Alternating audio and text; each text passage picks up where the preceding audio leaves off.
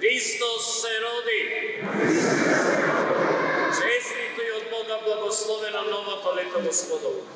Овие зборови из утрината одекнаа во соборниот храм Свети Климент Охридски во Скопје. Храмот беше претесен да ги собере сите верници кои дојдоа на свечената божикна литургија, па со молитви, свеќи во рацете и света причест, православните верници го одбележаа еден од најголемите христијански празници, раѓањето на Исус Христос.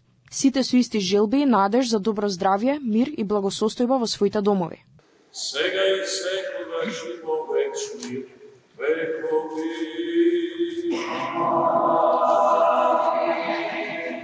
Спомни си, Господи, да си тебе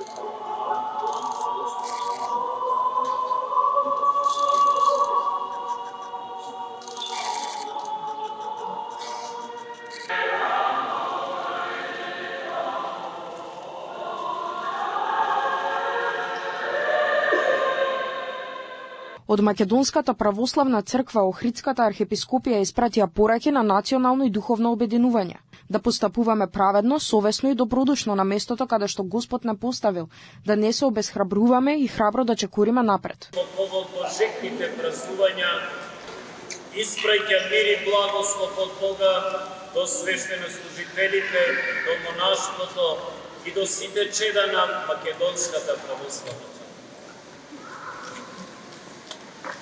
Ви благовестам голема радост која ќе биде за сите луѓе, зашто денес во Давидовиот град ви се роди Спасител, кој е Христос Господ.